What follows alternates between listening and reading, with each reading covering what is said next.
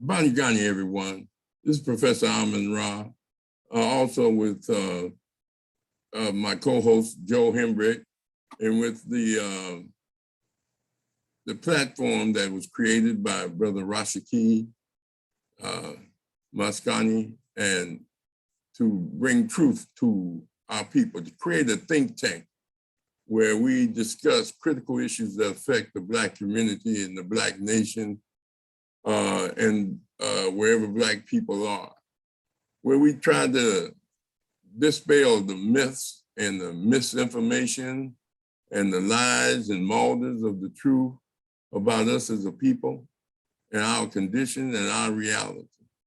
So tonight we're going to be discussing Haiti's, its history, its unique relationship to our rebellions against the Holocaust of enslavement in America, and also with we're going to be discussing the lessons that we can take from the Afghanistan victory over one of the most powerful armies in the world, whereas Malcolm said they didn't have nothing but a bowl of rice, tennis shoes, and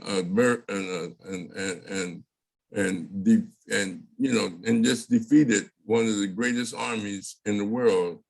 And they had a history for that. Haiti's had a history for that when they beat Napoleon Bonaparte.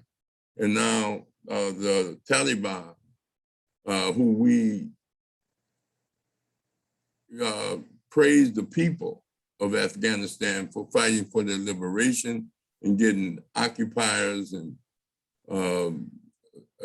people that came to exploit and abuse them out of their country. Now, we understand America went there to get Osama bin Laden, and as well as to try to get rid of the ISIS organization, who they considered to be responsible for 9/11. But the 20-year occupation and trying to rebuild that country so that they can deal with the resources and set up what they call a democratic society. That's where they ran into problems and resistance, and we'll get into that.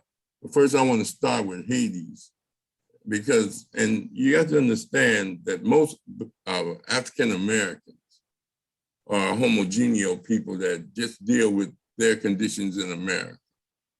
Very few of us are educated at home or in public schools or in private schools about Pan-Africanism and about our relationship to African people in the diaspora.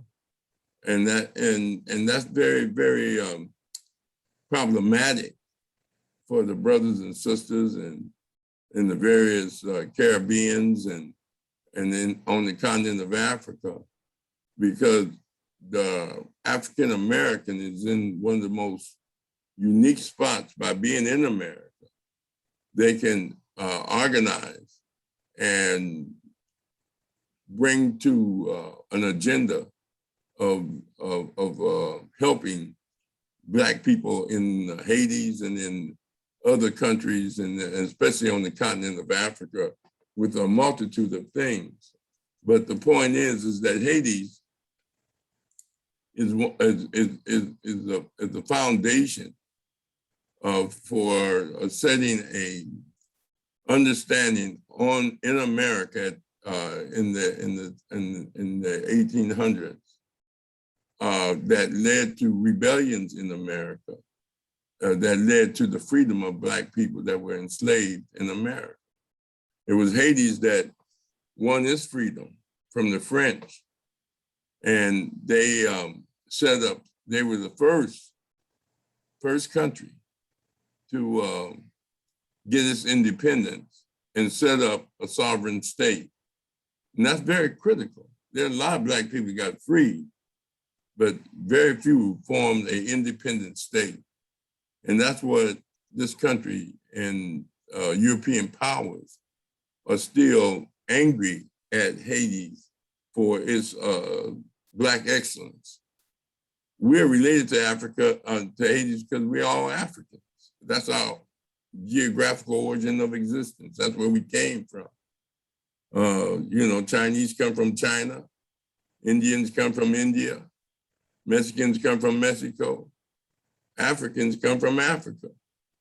And Black people are not taught to see, have an expansive relationship with their homeland.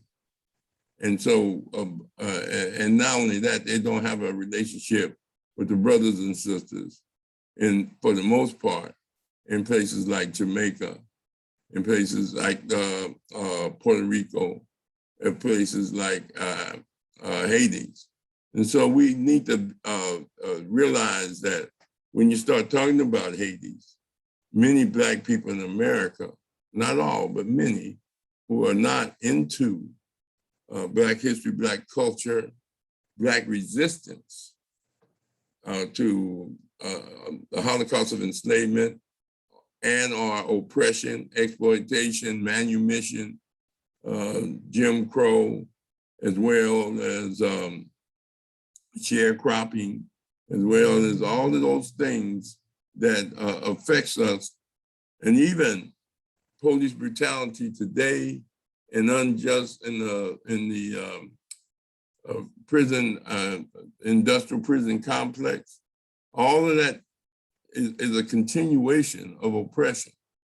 The disproportionate amount of Black people that are homeless, not just in America, but in the world and on the planet. And so therefore we must focus on Haiti for a number of reasons. Because Haiti suffered from not only the natural disasters, such as earthquakes and storms and things of that nature, and COVID and things of that nature, but they also suffer from unnatural disasters, such as occupation and the continued exploitation of them as a people. And it blows people's mind that Haiti is still paying reparations to France for winning their independence from France, whereas France set up blockades and wouldn't let them develop trade in the Atlantic, and that made economic hardship for Haiti. And so therefore Haiti had to make an agreement. And the agreement was to pay France 150 million francs, or 150 billion dollars for the loss of plantations and the loss of, because Haiti was one of the richest European colonies at the time that they were fighting for their revolution. And so this France wanted reparations along with other European powers. They set up blockades. Once Haiti won their revolution, they set up blockades, and then they said that 50% of all their exports, they only could charge 50% for their exports to other countries, and they controlled what they exported. And it's just like when Bill Clinton went over there and supposed to help Haiti, and he ended up telling them they couldn't grow rice, but they only could buy it from Arkansas, his rice farmers. And so the issue is, as I said before, is a lack of education and consciousness of many people about their and seeing their brothers and sisters as their brothers and sisters, their ethnic and racial brothers and sisters all over the country. I mean, it's amazing. And this is why Carter G. Woodson wrote in his book, The Miseducation of the Negro, because we're not educated to see ourselves as African and as related to Africans. we started the Pan-African movement and tried to keep it going. And you don't even hear that word anymore. Pan-African meaning pan, meaning all, coming together. Unity, African unity. The OAU, the Organization of African Unity, or that changed their name to African Unity. They have no army. Sheikh Anta Diop wrote the book, Africa Unity. He argued that Africa must become a united continent, 12 million square miles. Egypt is in Africa, Ethiopia is in Africa. And they take Egypt out of Africa and act like it's a Middle East country. You go all the way up north to Tunisia and you go all the way back to Spanish Morocco on the continent of Africa. Those are African lands. And Joe Hemrick would talk about the partitioning of Africa at the Berlin Conference, where European powers got together and cut up Africa and decided who would colonize what on the continent of Africa, because they had the military capability to impose that on African people. We talk about the Holocaust of enslavement, but there was a Holocaust of colonialism on the continent of Africa. Didn't they teach you that your own people sold you into Africa? And now I don't doubt that there were some Africans that may have participated in the slave trade, but they ended up over here themselves first. And second, why would Europeans buy something they were stealing and taking anyway? And so that makes Black people think that they're responsible for their own enslavement.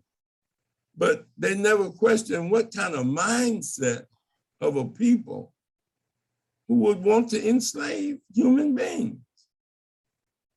And this is what C.J. Viven was saying. What kind of people are you to enslave people and then hate people that had done nothing to you?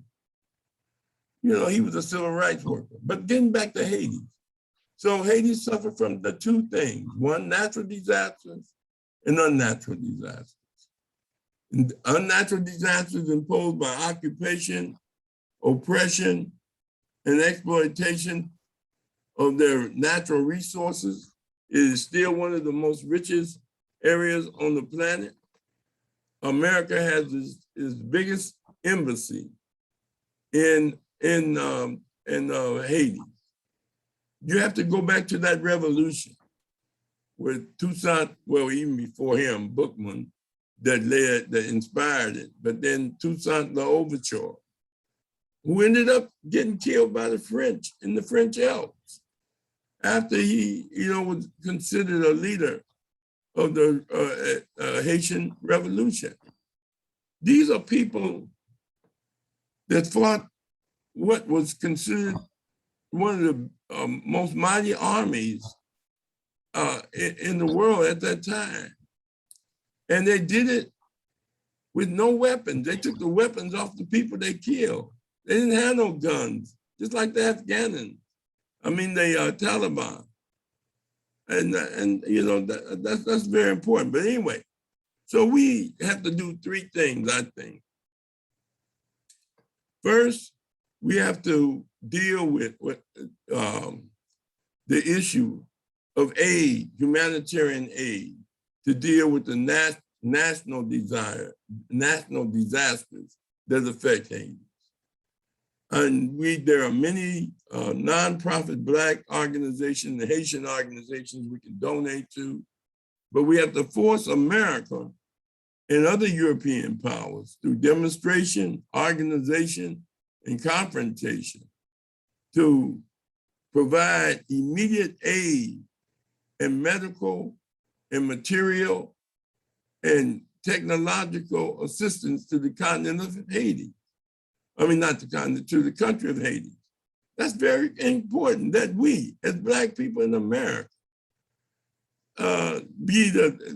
take on that role. But we have to be conscious, and we have to have a love of our people and a love of ourselves, and see our brothers and sisters as our brothers and sisters and want for them what we want for ourselves, and realize that the only way they're going to get the aid unconditionally and immediately is through our struggle and the struggle of African people worldwide, especially in Europe and in America, and all the European powers that exist, that we must begin to demonstrate and also put pressure on our Black political leadership to participate. Now, this white boy, Sean Penn, he's been over there, but Danny Glover has been a real strong activist for Haiti. And that's very critical. We love what the tennis player, I can't think of her name right now, but she's donating her winnings from one of her biggest tennis championships. Her father was Haitian, and she's going to donate all her winnings to aid Haiti. And she's challenging other people to do it. And that's very important for a young girl that's conscious to make that type of a contribution. I think she's going to dedicate 2 of her next tennis performance. This is a young lady that said she had mental issues and withdrew from Wimbledon or wherever they were playing, or the U.S. Open. And she's going to dedicate her winnings to Haiti. We got billionaires like Beyonce and her husband and other multimillionaire Africans in entertainment, sports, and businesses and corporations need to be organized and taking the lead in providing humanitarian aid to the country of Haiti. That's one. The second, we must demand that America do something about the global dynamic of COVID, that they give all countries, especially African countries and people of different ethnicities other than Caucasian and race, the license to make their own vaccine and the technology and the equipment. This is the global dynamic. You can't just hoard all the medicine and think that you're not going to have variants and other issues if you don't help other people. You got to help the world. You can't just keep all the medicine to yourself, talking about you want 3 shots and some people ain't had 1 shot. It's a vaccine. We have to demand that if they don't want to give Haiti the license, that they send vaccine right away. Less than 3% of the people in Haiti has been vaccinated. Some don't want, some, for whatever reasons. Religious, scared, don't trust white people, don't trust their medicine. I understand that. But for those that want it over there, they should have access, and those that would take it to save their lives. Third, we should demand that all European powers get out of Haiti and let them people come together. They just had an assassination of their president, who was a bad president, was not a good president. He was occupying the presidency even though his terms were up. But America, and then the corruption with America financing and other European powers financing guns to people to fight each other and foster civil war toward each other or conflict amongst themselves, that divide and conquer. That's why we want them out of Haiti in that standpoint. Fourthly, we want reparations paid to Haiti and forgiveness, and to dissolve the reparations they're paying France for winning their freedom from France, and also the reparations from America for coming over there, exploiting them under the auspices that they're coming to help with the 2001 or 2002 earthquake that killed 200,000 people. That's very critical that we make these demands and that we tell them to get rid of all blockades, let the Haitian people develop their resources and trade with whoever they want to trade with that bring prosperity and their ability to feed, clothe, shelter their people, and stay out of Haiti's politics. That's very important. And so you look at this aspect of it, and then we have to argue for the what they call the PTS, protective PST. Wait a minute, PTS. It's a protective status for Haiti, whereas the Haitians in America get granted immigration status without fear of being deported. Back in the 70s, many Haitians were trying to come over here in boats, and they put them in Guantanamo Bay and shipped them all back to Haiti. And so we have to argue for them to have be classified as protected status from that standpoint of those that have come here, no matter how they got here, that many of them from Belize, some brothers and sisters from Belize, they're here and they have not applied for citizenship, but we want them to be granted that immediately and develop a serious immigration policy for those in Haiti. And that's very critical. Now, those are the things that we have to work toward, not just the Haitian people, but the conscious people here in this country must be educated, must be mobilized, must be organized with an agenda to participate in global issues that affect Black people. Just like the pandemic affect Black people, the oppression of Black people anywhere is an oppression to Black people everywhere. And that's Martin Luther King saying, injustice anywhere is a threat to justice everywhere. And at the same time, as he said, well, anyway, let me get back to Afghanistan. What can we learn from that? That's a very critical thing. You know, most of our people don't see this war with Afghanistan as a war of a racial war also, third world people. But the Taliban is a religious, political, and military organization.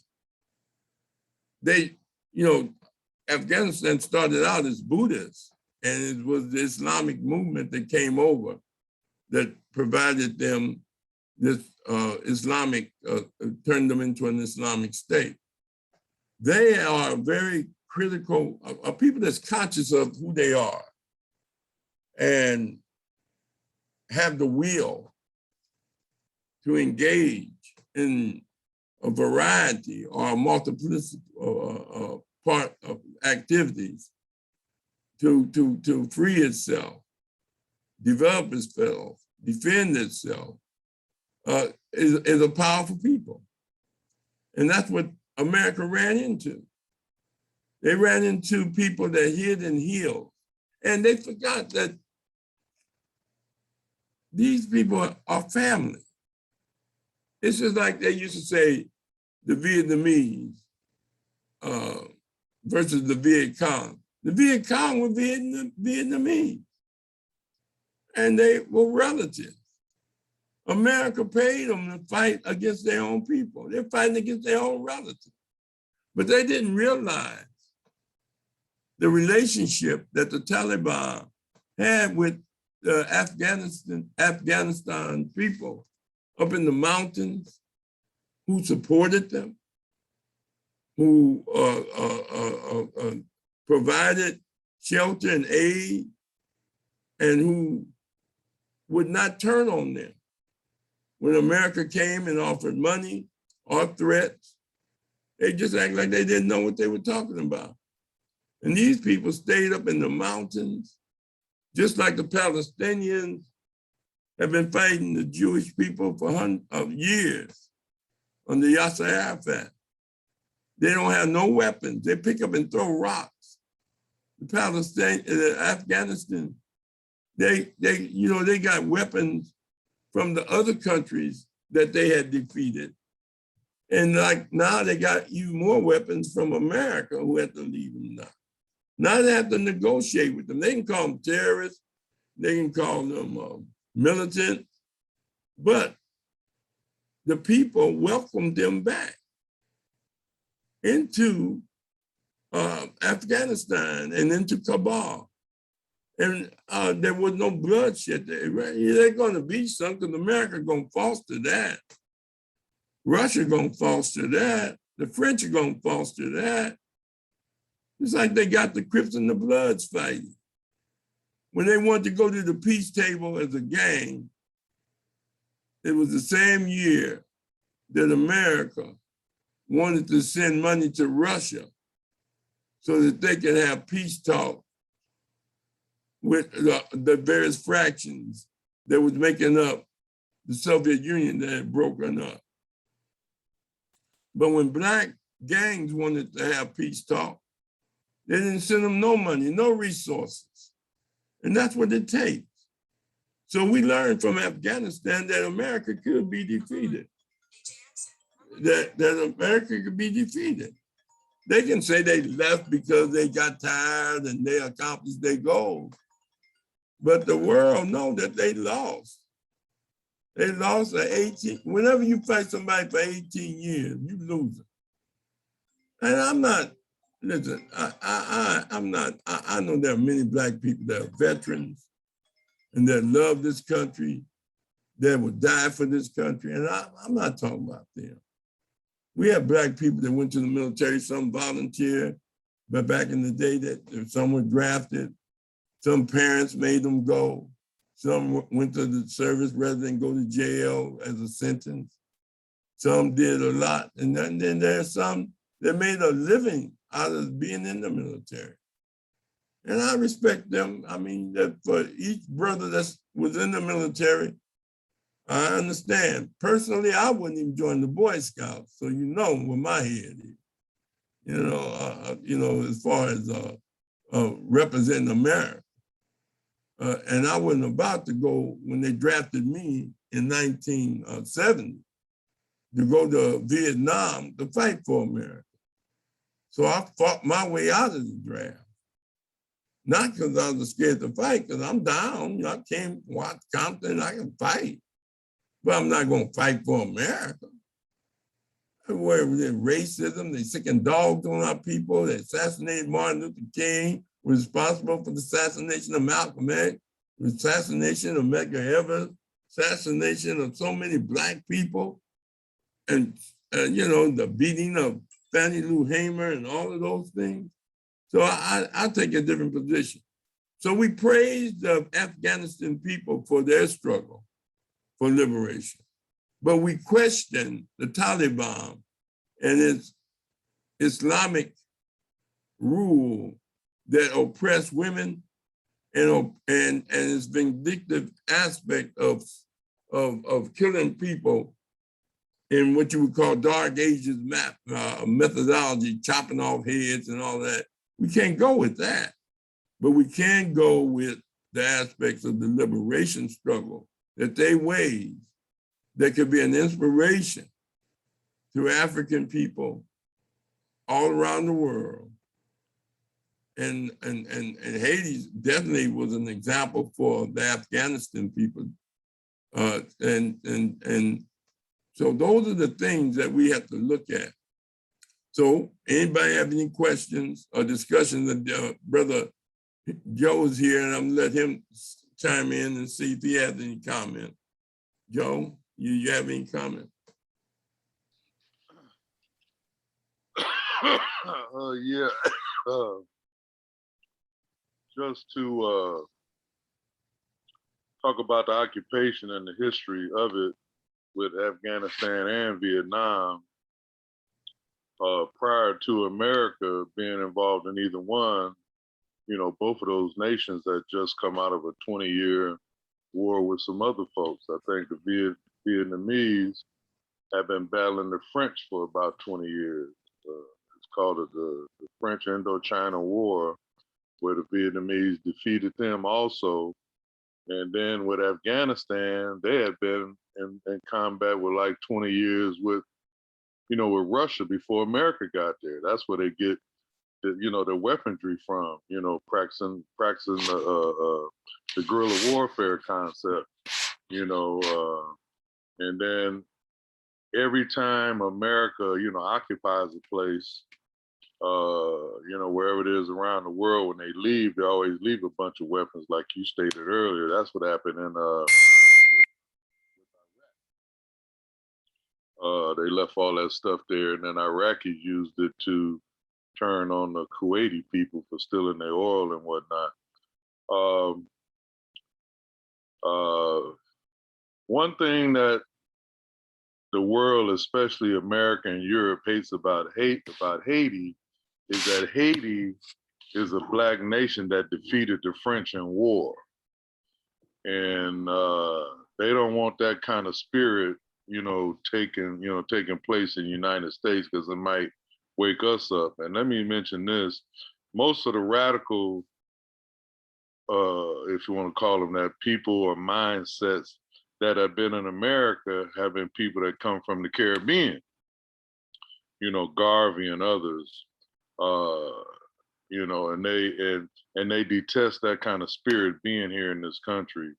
And that's the reason that they stop them in the boats before they even get to shore, and turn them around. Or like you said, back in the 70s, when they locked them up, all the Haitian people, and had them in prison for those number of years, where the Haitians would take feces and throw it at the guards and stuff, because they had no resolution to their situation, no court or nothing, just keeping them locked up in prison down there.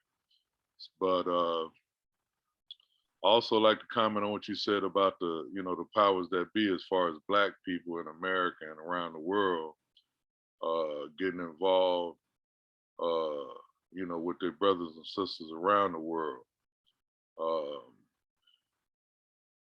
And this is what I've heard in some respects, that especially with the ones here, you mentioned Beyonce and talk about Oprah Winfrey and all these other folks. It's been said that they can do stuff for other people around the world, and they won't have any problems. But once they try to help their own people where they are, they get moved on through IRS or what have you. Because I know Oprah, being from Chicago area, you're gonna go to Africa and build a school, and it's messed up schools right there in Chicago. Where you at, where you from. So, we still fear the sting of the lash, and since our people are not doing what we need to do, I think the Neteru is doing it. Nature is handling what we have failed to step up to handle, with natural things that occur to all of these places that have done us, such a detriment, with the hurricanes and volcanoes and earthquakes. Nature is striking back at the at the European, and what he's done to people of color around the world. Because every place these natural disasters occur is where these events have taken place, along the eastern seaboard of America. Hawaii, where they put a gun to Queen Kukulani's head, to have her sign the papers, for the land. What they done to the Native Americans, and even in Haiti, what it was called Hispaniola at the time, where where the Carib Indians were. In the Caribbean, there was a group called the Caribs. There's not one of them alive today. When Columbus and them went in there and was massacring them for the resources of the land.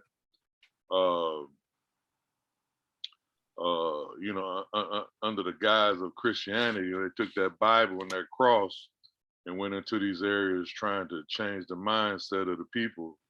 I remember an incident that I used to teach my students about King Atahualpa of the Carib Indians. When they got this, before they started bringing the African slaves there. But the Caribs, they were killing them left and right, putting them to death. So they had to finally got the king and had him, tied to a wooden stake with wood all around his feet, getting ready to set him on fire. And this priest was there trying to get him to confess his sins so he can go to heaven. And he kept saying, "Oh thou, please confess thy sins so thou can go to heaven." So Atahualpa says, "This heaven you speak about, but there'll be people there like you. Oh yes, my son, please confess so thou can go to heaven." So King Atahualpa says, "Well, it's going to be people like you. Send me to the other place." And they lit the wood and burned him, right there on the stake. There's other incidents like up in Oregon where all that fire is going on with the, forget the name of that tribe up there.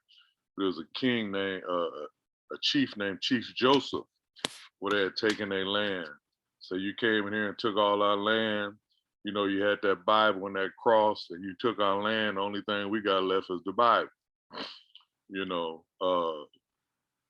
This is what's been done around the world because the European had nothing. He didn't have any resources in Europe. Really didn't have any civilization, so to speak, other than the cannibalistic, attributes that he's shown, throughout the world. And you can read about that in Michael Bradley's book called the Inheritance.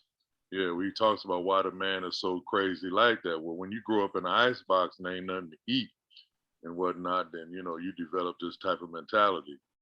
And there's another sister wrote a book. I think her name is Marimbe Anai. I think she wrote Urugu, which is a book that talks about the psyche of the European. And the figure Urugu comes out of Dogon mythology in West Africa, where Urugu is a little shriveled up white guy.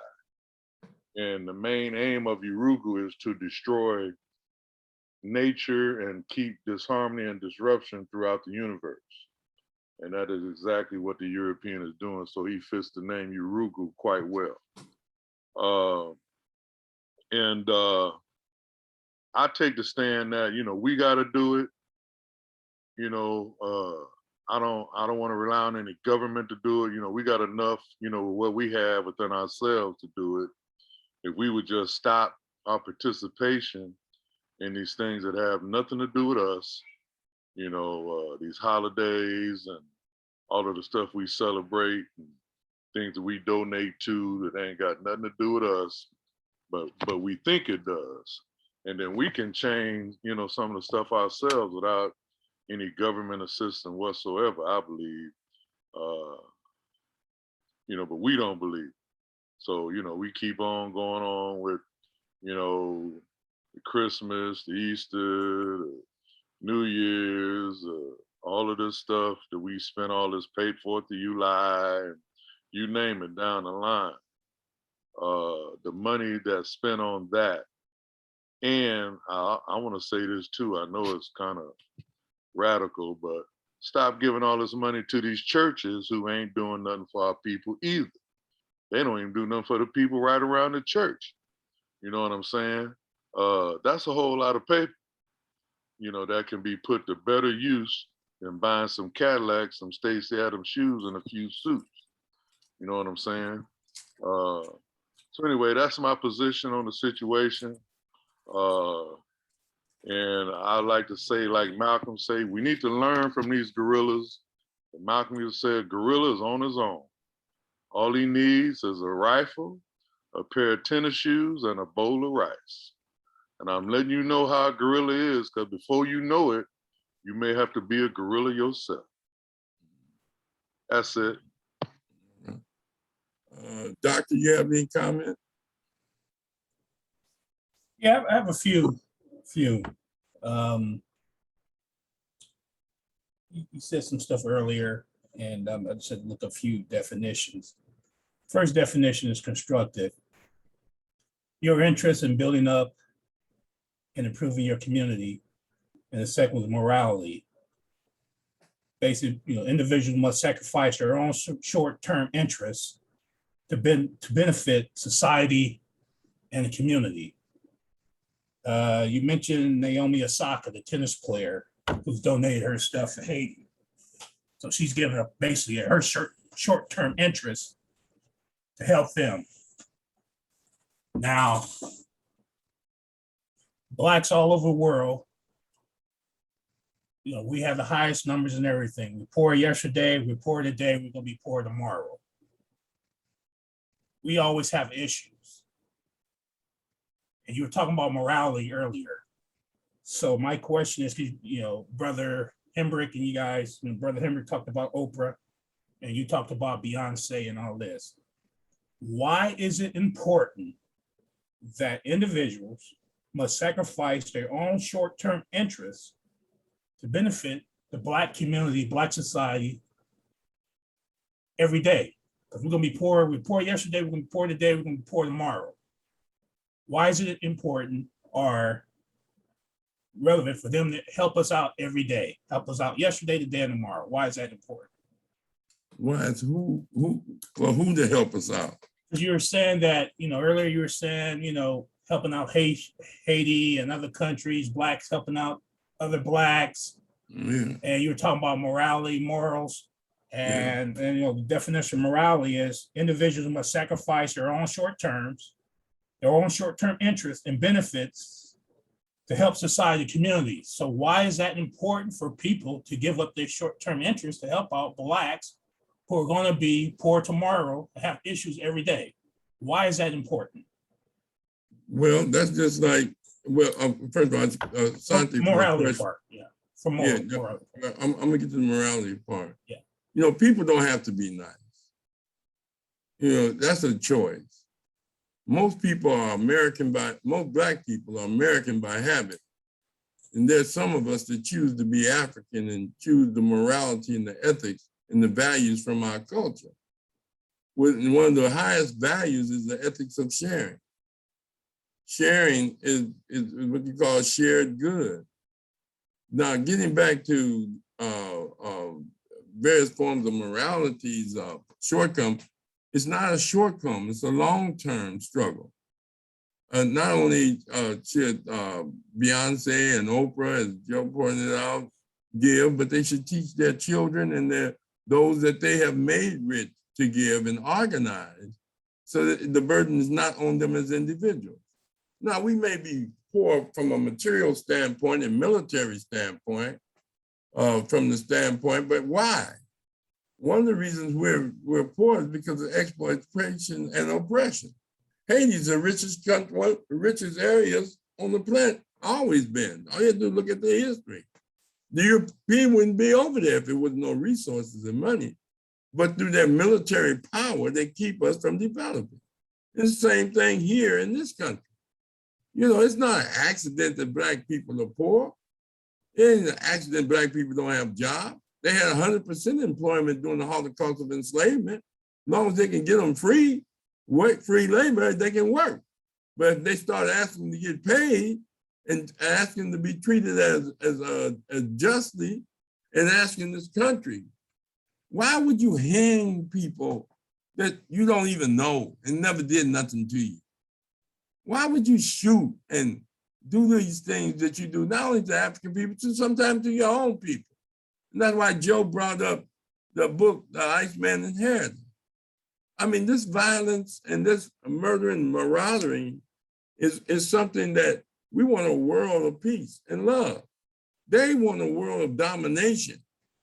And that's a conflict.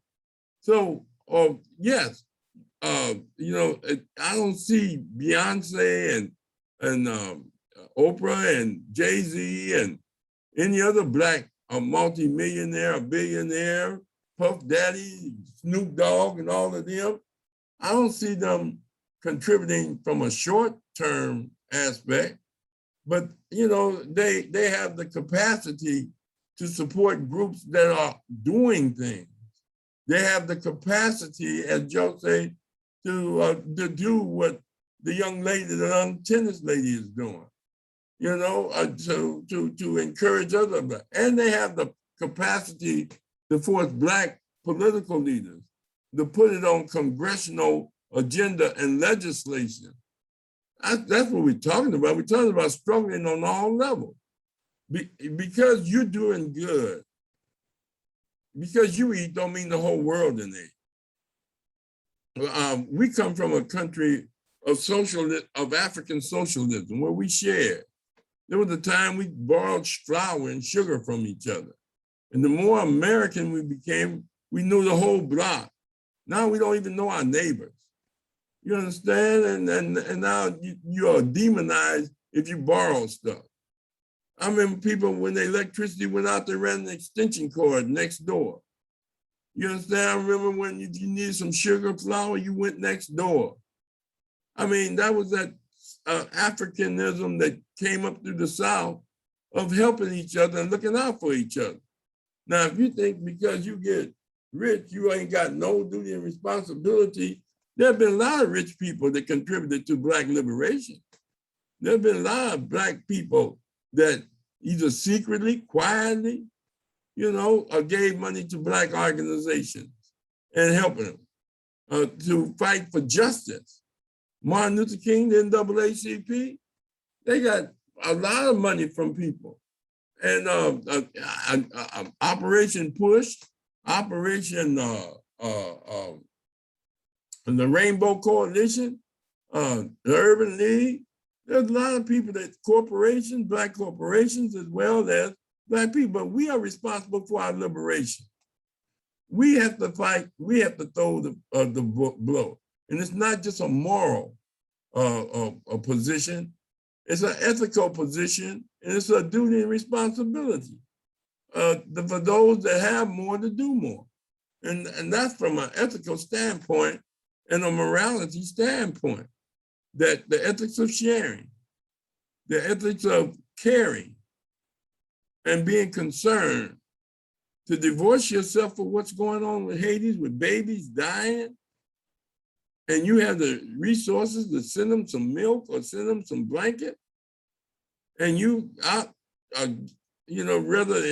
invest your money in some weed business and you're already rich. No, we have to hold them people accountable and we call them out from a moral standpoint. As Martin Luther King, the moral arc of the universe is long, but it's always been toward justice. I don't know if that answers your question. But, no, it did. Great. No, that's great. So my second part would be, since you mentioned this, you said there was a time, you get sugar, flour from next door and extension cord, and you say these guys have the capacity. Let me ask you this. When and why that kind of community support, when did we lose that? And why did we lose that? It's easy.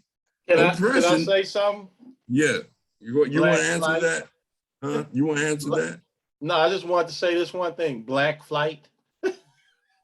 Oh, well, I mean, look, the poverty programs created a income where Black people could move. Anti-poverty programs. You got people that never made good salaries and stuff, working in team posts, working at Head Start, working at various industries. We had watch manufacturing, we had WLCAC, and it created an enclave. And then there were incentives. They gave easy loans, low interest, so for Black people to move out the community. But getting back to your question, which is a good question, Doc, what happened to the divisiveness? Well, the whole purpose of creating a permanent poor class is for the exploitation and abuse of them. In order for me to be rich, I got to have poor. And I have to designate who's going to be poor. That's why the poorest white man think he's better than the richest Black person. That's why the white man with a high school diploma make more money than a Black person with a college degree. The issue is, they educate us. That's what miseducation is. The more we send our kids to school, the more they got divided. They come back strange. We used to say, you may be in the world, but don't be of the world. That's biblical to a certain degree, but it's also logic. The law of opposites. What goes up comes down. And wet and dry, heat and cold, good and bad. And so, you look at all the things that they've done to the African American community and communities through this, as Joe would say, the illusion of inclusion. Many Black people think that they are Americans, but they don't have the same justice, rights, and opportunities that white Americans have. So it created a division, the destruction of the Black male, the industrial complex where the majority of Black men are put in prison for the purpose of slavery. That's where slavery is allowed, in prison. They farm them out to sell them and rent them out to industry. Second, the whole pushing of the gay movement on the Black community. The whole concept of not being yourself, knowing yourself. Many Black people don't even see themselves as African, and some don't even see themselves as Black. They just don't even see themselves. We used to say there's 4 categories. There's the Negro, who is absorbed into the system, the African American, who has what they would call a dual identity, and a compound identity. And then there's Black consciousness, which is isolation. We have a lot to learn. I'm not saying isolate ourselves from the rest of the world, but build up the power in the human infrastructure to feed yourself, develop yourself. The whole purpose of our freedom is so that we can be who we are. Now, you see Black people doing things that white people doing, committing suicide, mass murders, indulging in drugs and alcohol. This is what Joe said. Just stop and think, if the majority of Black people just didn't even drink no more, just didn't even buy no more cigarettes. Just, and that's a cultural thing. Just like the Muslims say, don't eat pork, but don't do these things. It took me a long time to learn. Look, I came up in the streets. I partied hard. You understand? Until I came into the light and the consciousness that I was contributing to my own oppression. How many people are raising their sons, daughters to have families and to be married and to have a consciousness of raising their kids to be politically activists, are conscious or educated at the age of 6, 7, 8, 9, 10, 11. At least know who your city council people is. At least know your history of political struggles, not just in this country, but worldwide. So that whole education contributed to our separation and division. There are many Black people who don't even know anything about the civil rights movement. All they know is Martin Luther King had a dream. But as far as studying it and being taught it and discussed it around dinner tables and around just kissing your kids and hugging them every day, even when they grow up, because the more they grow, the distance you get from them. So that contributes to the division. When you don't have a unified concept and an agenda that we all share of raising our children to be, as you say, moral and ethical, caring and sharing, and with a mission to free ourselves so we can be ourselves, rather than this vulgar individualism that many of us participate in. So that's the way I answer that. Okay, I have more questions. I don't know if you want to go and move on, but first of all, let me just throw a plug. You know, it's great to hear this. And like you said, you know, a lot of people know about civil rights, and I'm gonna throw a plug in for the channel. You know, people get this channel spread out. This is probably the only channel right now, man, where you can ask a renowned professor of Black studies for free questions, where you can go to college and have to pay for this. And so with that, my one other question I would like to ask, you brought up another point, Professor Rod. Yeah. You brought up this gay homosexual agenda in the Black community. I just recently saw a commercial where this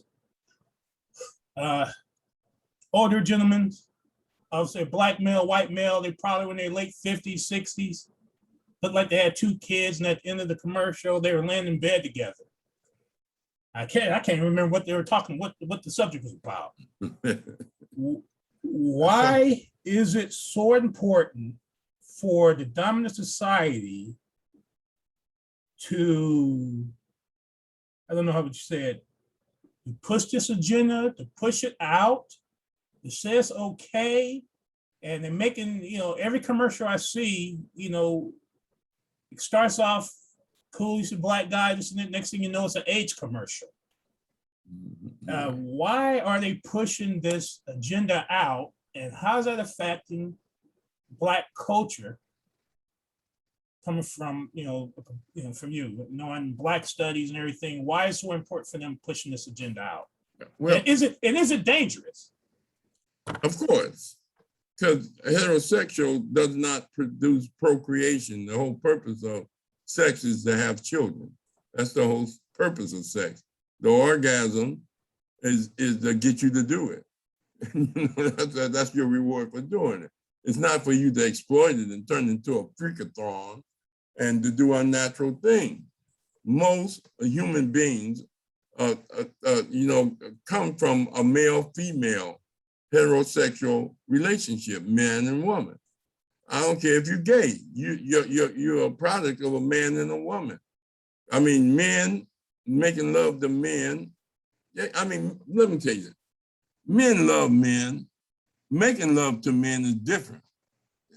Friend, you love your brother. You love your partners. You love your teacher, if it's a male, for their knowledge, their wisdom, and things of this nature. But having sexual fantasies and raping little boys and then having affairs, but this country has to legitimize it. And so they try to make Black people look like the poster child of homosexuality and bisexuality and that so-called BGT, whatever they call themselves. And Black people, some Black people get turned out by whites or get turned out by another Black person, and they want to come out the closet. At one time they hid and they couldn't come out. The European, most of them are subject to bisexual activity all the time. All you have to do is just look at the prisons and you can see that going on. If you ever been in prison, that there are white men going with white men all the time. And they bring that stuff out here into the community. And I'm just saying that the whole HIV movement was to provide help for the white homosexual who participate in HIV activity. I ain't talking about those that get it through genetic blood fusions or sharing needles, but I'm talking about those that get it from sharing fluids with each other. either orally or either through anal sex. The point is that we as an African people have all, we've had gay people on, some of them on the continent, but they were isolated and they were not welcomed into the community as a whole. It was frowned upon and discouraged, not because of religion, but because we believed in procreation. Procreation is intentionally having sex to have children, to procreate, create people. We don't have a problem with people participating in sex. We have a problem with the reason why they're participating in sex. Are they trying to develop a wholesome relationship that lead to marriage? Look how many men give women children and then take off and call themselves players. Where do they get this from? James Bond's movies and everything else. The white man used to slap the woman, then kiss her and all of that stuff. So the point that I'm trying to say is that this is a guy that has always, look at the Catholic Church, all them priests, call them father, but they're supposed to be celibate. How can you be a father and celibate at the same time? That don't even make sense. But they participate. Look how much money they done paid out. These are supposed to be trusted people. Look at the doctor that was the Olympian doctor going to prison for sexually assaulting the women, and the doctors over at UCLA. This man is abnormal when it comes to sex. Throughout his history, he's been that. And because we in America, some of our people get involved in it for money, for hustle, and some just want to be like that. I mean, that's their choice.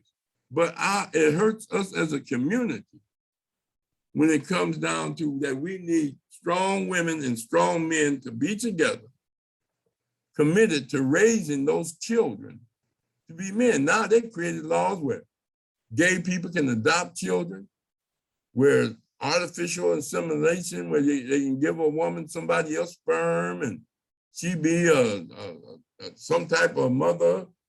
I mean, it's crazy in this society. But your culture, if your culture is strong and it tells you you don't do certain things, no matter where you are, you don't do it. You understand? A Muslim could be in the South, a black nation of Islam, or either a Muslim. They're not going to eat no pork. It's a last resort that they will eat pork just to save their life. But other than that, they're not going to do it because that's their cult aspect of one of the cultures and tenements of their religion. We have to have cultural consciousness and reality that we don't participate in homosexual activity. Now, that don't mean all Black people aren't going to do it. You know, some, but the majority of us shouldn't. But right now, they're trying to promote it that it's okay. You got girl lesbian gangs in junior high imposing lesbianism on girls, your daughters, our daughters that we send to school because of this thing that they're learning on TikTok and all the other social media. And they were doing it before social media. But at the same time, it's more explosive now. And as you say, you can go to any movie. You see white girls kissing white girls as detectives, and you got the FBI story. The girl is living with another girl, and they're gonna have a baby through artificial insemination. All of this. But if you're strong enough mentally, you can watch that and don't participate in it. It's just like I tell people about drugs. I can be around drugs. I'm not going to take it because it's not in my DNA and consciousness to do it. So it hurts us because we need strong Black families. Our population is dissipating in this country. They won't allow immigration, and our numbers are going down. And so we need Black men and Black women to have children, but raise them to be strong, conscious, and active, and pursue Black excellence.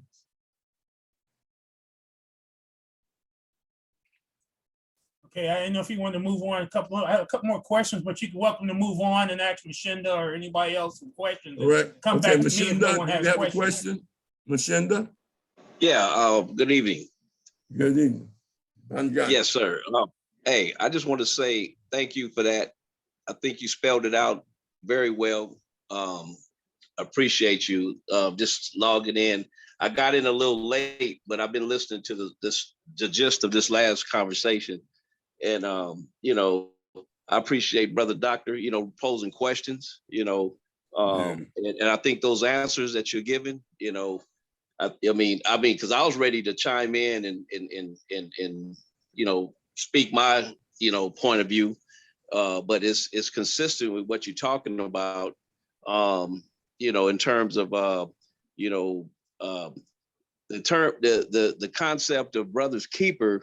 Although Europeans like to think that they created it, and it's but that's an old concept, it's an ancient concept.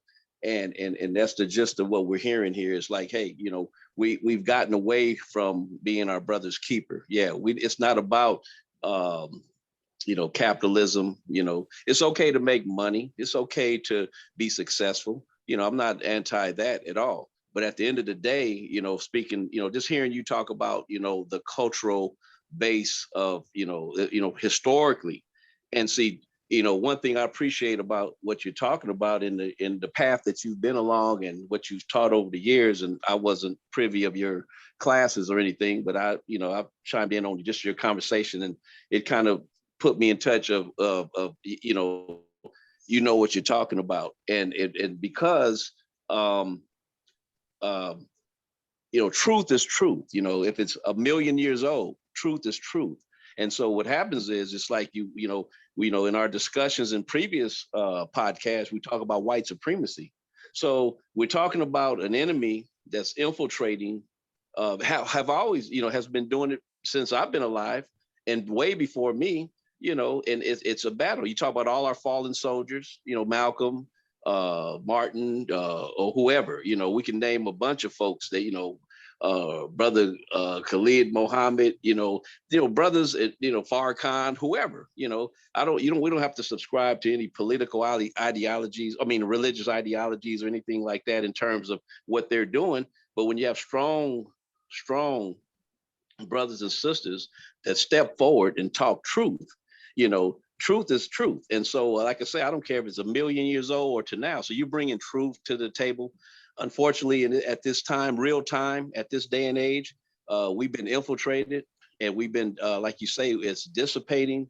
We're on a decline, but at the same time, we're not giving up. And we're, and whoever chimes into this podcast, or whoever listens to it in the future, that's going to be food for thought and information for them to decipher, and things like that. But again, being under attack from an educational standpoint, today, I got a little rattled today. I drove up, there was a crowd. There was a young brother laying down dead, shot and dead by another brother. I didn't witness the killing, but I pulled up in the vicinity there, and I seen what was going on. He was still laying out there. It was just a sad day. 16-year-old, I think the dude that shot him was about 14 or 15, behind some dumb stuff. So we've been reduced to, like I say, the lowest common denominator in terms of ignorance. It's been going on. So I appreciate anybody that's on the front line, on different levels, putting out, disseminating truth and information, because when I leave my house every day, my goal is to make a difference in whoever is whoever is in my path. I used to try to save the world, but I'm getting to an age now where, I'm trying to preserve myself as well, but I still won't give up the fight. And if you're in my path, and sometimes I go off my path, but there's enough in my pathway, because I work in education, that I can instill knowledge and information. And by listening to my elders and scholars that like tonight, it all it does is energize me to continue to do what I do. I appreciate you. You guys have a good night. All right, thank you. Sante Sana. Dr. Rob. Yeah, go ahead, Joe. Getting back to the first question that that the doctor asked about the morality and that sort of thing. We mentioned that we've always been broke. We broke now. We're gonna always be broke. That's not the case. It is since we've been here. It's been the case, but that's not the case as far as Black truth. The wealth is, the wealth was in Africa long before European even rose up. But ever since we met other folks, that has been the case. Like, what was his name? The King Massi Musa out of West Africa that was the richest man in the world, put his brother on the throne and sailed with 200 ships to South America and never returned. And all the resources that are there. And the fact that, when Europeans, got the gun and took power, they had a conference and carved up Africa. Every European country carved up and got a piece of the pie. And through colonialism and enslavement and whatnot, they just raped those nations of their resources. So that's what happened with that, and still going on. And the second point, when he was talking about I want to mention about the moralistic aspect of the question he asked. We, culturally, we're not operating with an African mind. And when we study African spirituality, we'll see that our people have the mindset of what you mentioned, Dr. Raw. We are a community, a collective effort instead of individualistic. We're thinking with the wrong side of the brain, left brain versus right brain. And we've been in this society so long, we've adapted. They have a saying in sociology, association brings on assimilation. And we've been with this person so long that we start to act like him. And for the third question he asked about the commercials that he saw on television, well, let me just say this. The people that control the industry, that's how they are. With all the homosexuality and LGBTQ thing and all of that. And a lot of the brothers and sisters that break into the field got to bend over to get in. Actors, actresses, singers, and whatnot. It's a book called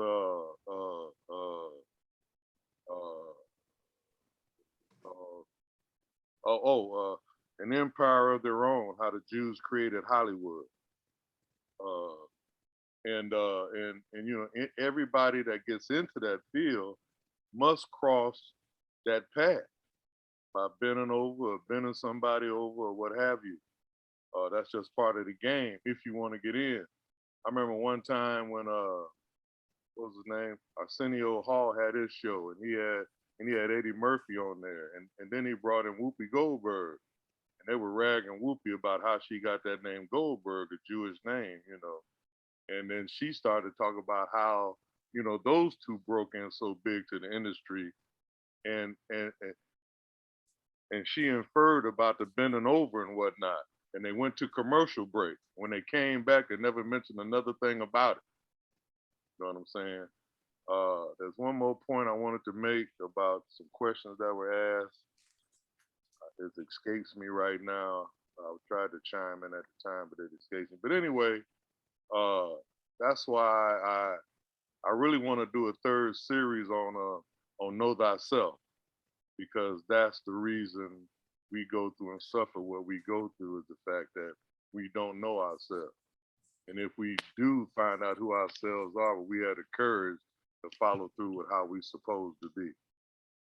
But like I say, most of us still fear the sting of the lash. That's why those Black people that have the power, they got resources. The power they got, but they have resources and are afraid to put them where they would be served best as far as they people. So that's it. And I just want to follow up just quickly. I appreciate what you said, if I understand correctly. And I agree with you, Joe. A lot of people don't see themselves as African and don't see themselves as the moral vanguard of the world. That people borrow our civil rights songs, our cultural songs, for liberation. They practice our nonviolent movements. They practice our demand for justice worldwide. But there's a reason that many Black people don't know. First, they're not taught. Second, they destroyed the curriculum, the home curriculum, the community curriculum of interaction. We came up playing ball in the streets.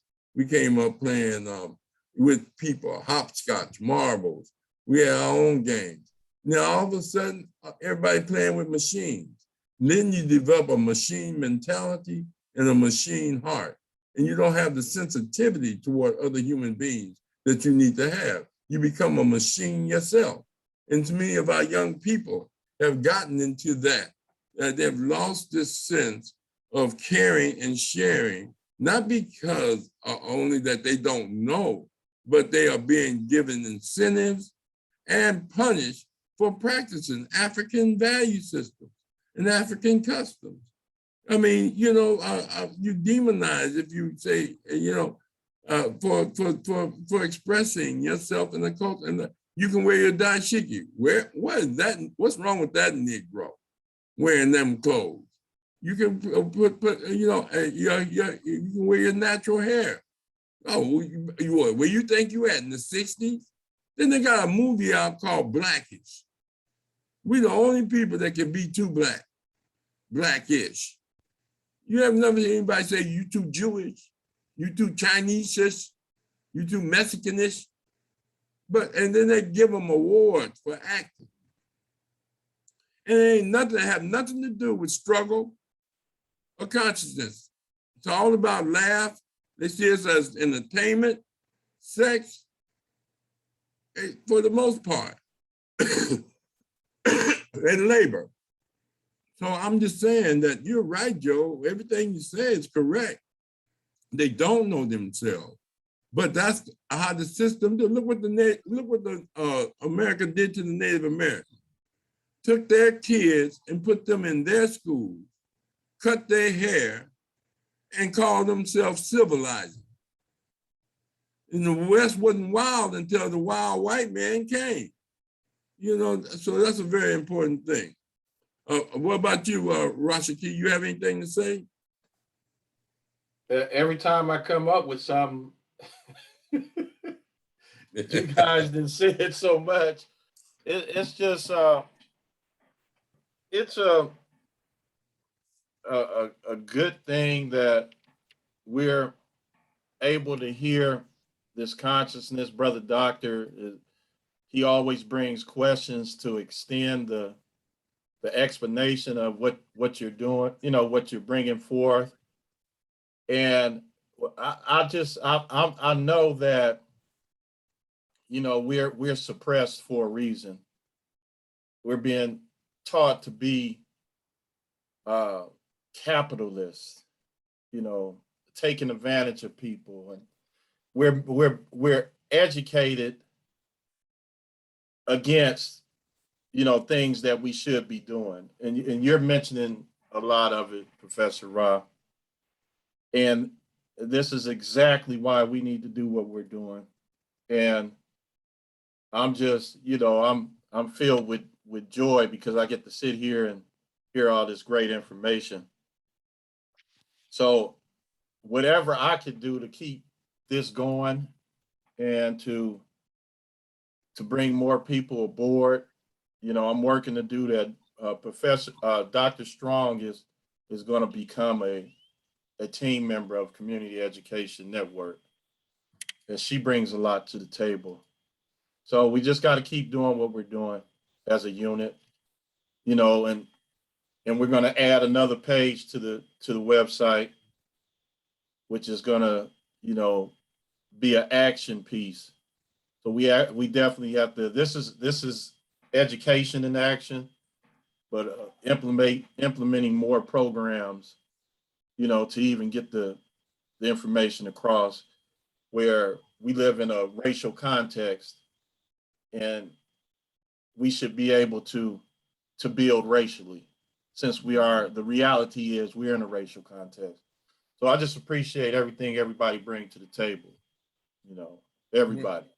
And we appreciate your efforts in bringing this forum together, and we got to support it, not just with our attendance, but monetarily, because you're putting out your own money.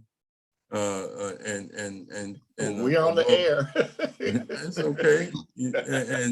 But we all got to make a contribution. But the thing is, there are predators and parasites, not only physical. Here's America talking about the Taliban killing somebody in the public, cutting off their head, when the whole world saw a man choke Eric Garner and George Floyd on national TV. You understand?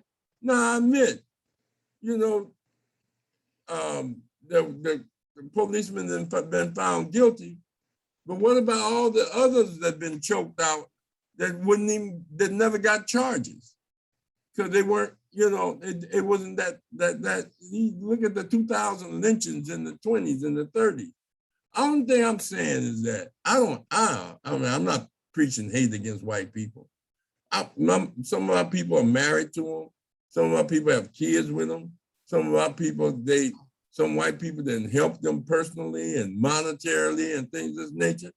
Hey, most of us work for white folks. We get a check from them. Hell, you know, we may not bring them home to dinner, but we want our check. And so we just do what we do, you know. We're not talking about them.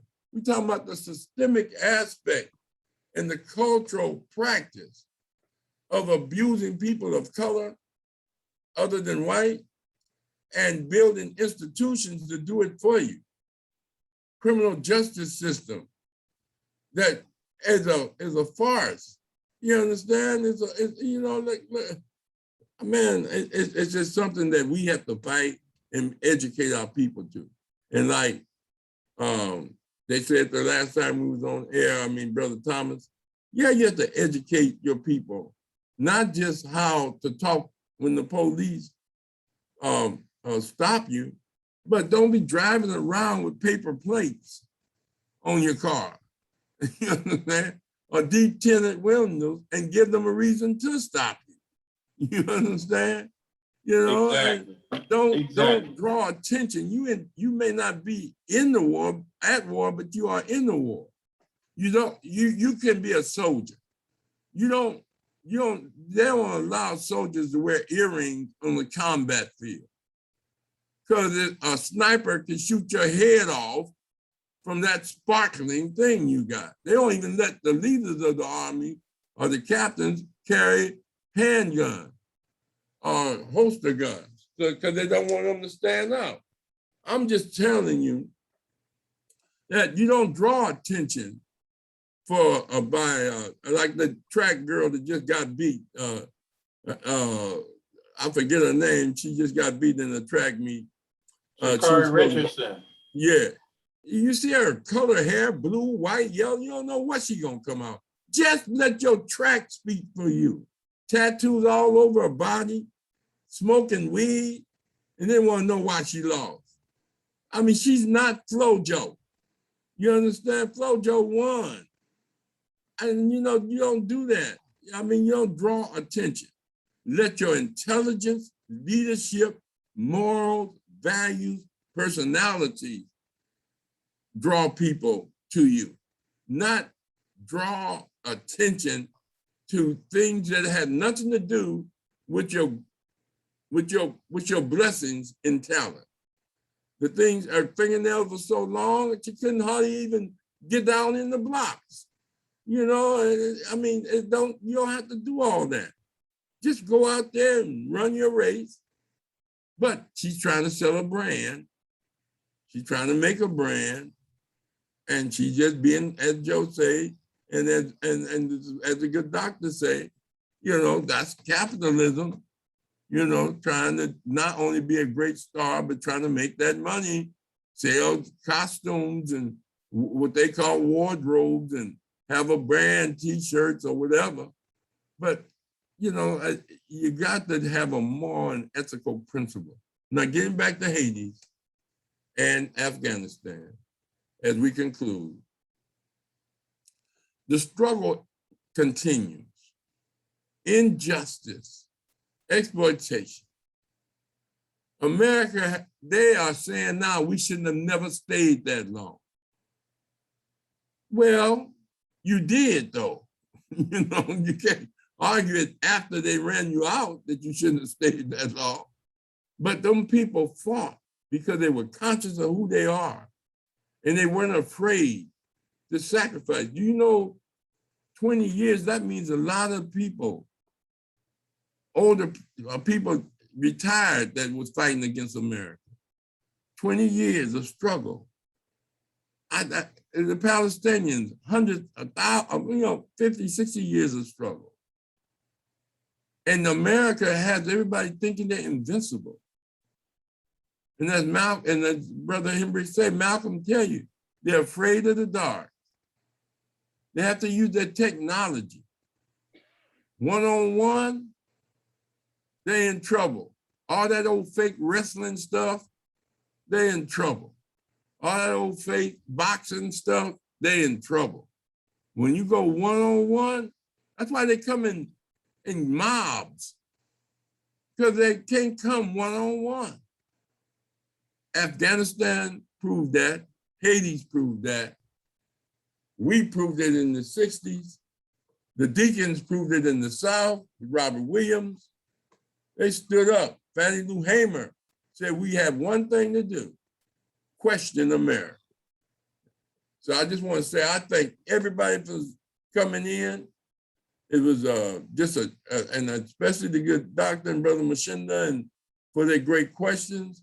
I want to say asante to Brother Hendrick for coming in and always with that historical foundation. And asante to you, Brother Rashaki, for your vision to have a platform so people can come on the air and speak our special truth to our people. Asante Sana.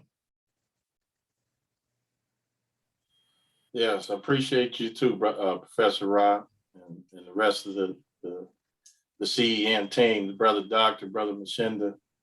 We got to get Brother Doctor and Brother Machinda as team members officially.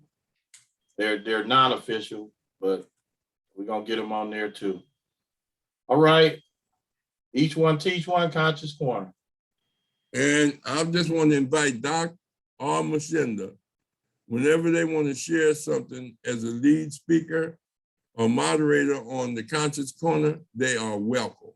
If they come up with an issue, it could be child care, it could be whatever they want.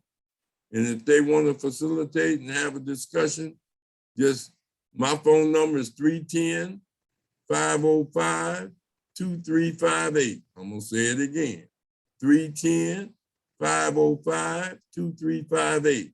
My email is amenrah10@yahoo.com. amenrah10@yahoo.com. You my brother, we just got different mother. Okay, let me just share the screen so we can see what's going on with Wednesday here. Brother, Go ahead, Brother Hendrick. yeah, I just wanted to, I've been trying to get this point in for a minute here.